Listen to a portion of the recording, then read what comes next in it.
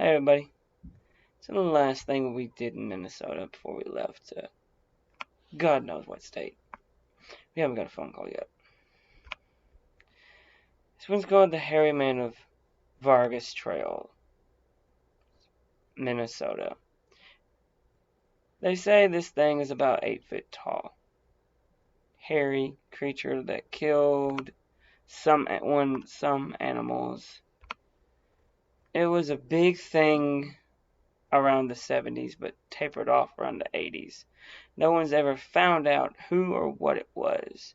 Guess what we're about to do? Go find out what it was. Now, not much is known about this thing. It's killed some animals, that's about it. That's all we know. Could it kill people? Maybe. Maybe that would be possible. But do we know that for a fact? Not really, no. Let's try to figure that out. So, what had happened is that after the whole Wendigo incident and the lake monster incident before it, we came in a little bit heavily armed. I can't own guns in my apartment, but I do own guns. So I decided to let Jim keep my weapons, and I said, it's about time that I start using them. So I load up my 357. Yeah, it's only 6 shots, but so it's 357. I use my holster it up as we go for our last adventure. Another trail. I hate trails. So it's time we moved a little bit further. We got Sarah's sister Lauren to take us where this trail was. It took us a good while from where we were at. So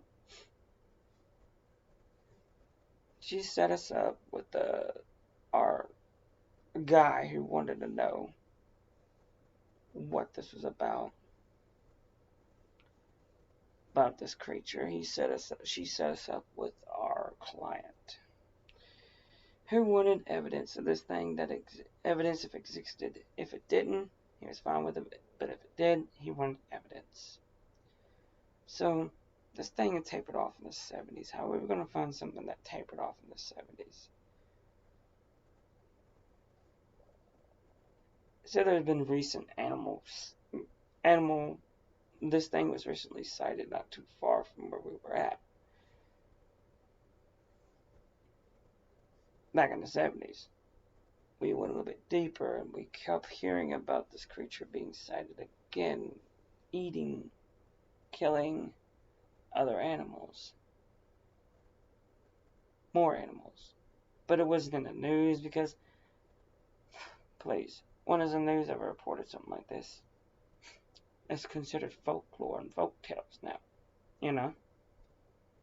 So, we go there, check this trail out. We're walking up and down it. We even set up camp near the edge of it.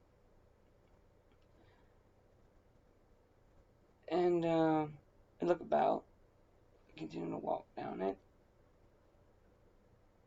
No, this must be off season because I don't know if anybody goes up and down these trails. We didn't see anybody.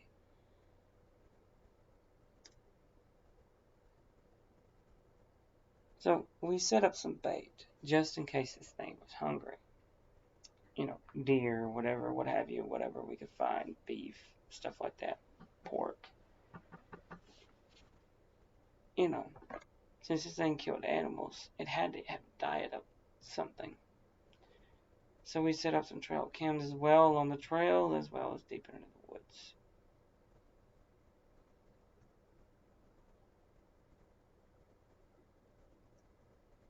Now, as far as things go, we've seen some weird crap. I've seen even weirder.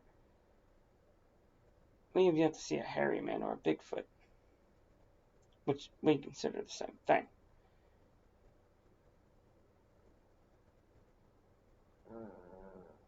So we go further into these woods.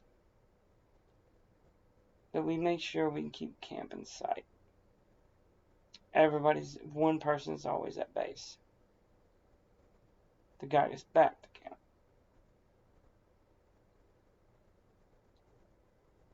And Jim's in the woods, far out. Not too far out, then. A little bit further than me. Starts hearing, he calls and radios, anybody behind me? Anyone making noise? We said, no, Jim, I'm about 3 yards away from you. Good 30, 40 yards away from you. Jim says, well, something's behind me. Sounds like someone's behind me. I said, okay, man. I'll meet up with you a little bit further up the trail. He said, fine. You meet up the trail. And just as Jim going up the trail, he hears this noise, this screeching, or I don't know what it is. Sounds like something's being killed and eaten alive. Well, he runs to go check it out. And he says this thing that he saw is around about 6 foot, 7 foot tall, or taller. He was far, like, about a football field's length or longer from it. Eating what looked like to be a deer. What Jim said. Luckily, he had not just his gun, but also a camera. So he zoomed in on it, took a couple of pictures, and the last one had a flash to it. That creature turned and looked at him. And you would think that thing would have ran from him. No, it was running towards him. Jim fired off a couple of rounds maybe thinking to scare the creature off. It did not faze this creature. It charged him as he ran a bit faster than that creature. Me and him bumped into each other, and he said, it's coming. I said, what's coming? He said, that. And this thing's staring at me and Jim, and we book it as fast as we can. This thing is keeping up with us. We keep away from camp because we don't want him charging towards Sarah or messing up any of our equipment. Jim gets knocked about a good 10 feet in the air, lands on his back. I, on the other hand, get picked up and thrown about a good 20 feet before I hit the ground. Luckily, there was bushes that kept my fall. It hurt. And the next thing I know, Jim's getting thrown about a good another 10 feet from me. I don't know where he landed. And the thing walks off. I pull out my camera and I turn the flash off and start taking pictures of it then. It completely ignores me as it walks off.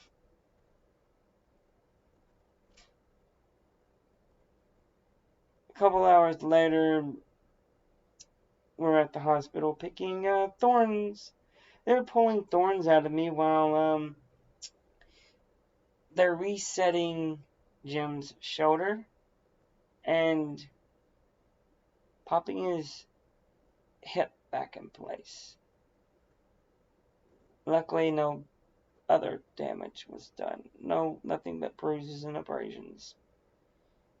I'm a bit worse for wear, needless to say. From our trip to Minnesota, I don't want to go back there. Thanks, guys, for listening. This is the last one in the Minnesota thing. I'm saying that now. I had fun doing the Minnesota. Even though they're all on the spot. Johnny on the spot. Improvised. Some more than 10 minutes long. Then I know the one before this one was 15, if I remember correctly. Still a lunch hour thing. I try to keep it about 15 to 20 minutes. Lunch hour. Watch on your lunch hour. If you feel like listening to a story, I love doing these things now. I can pop all 3 off in one setting. And like I said, every one of them's improvised. None of them are thought up. There's no script, nothing. It's all improvised. And I love doing that. I love the fact that I have this freedom of not having to read from a script or anything like that. And just improvise this, guys. Just improvise it for you guys. I love doing it. I'll continue to do it until either my voice goes out or I keel over, whichever goes first. But with that said, guys, good luck and good night. God bless. Stay safe.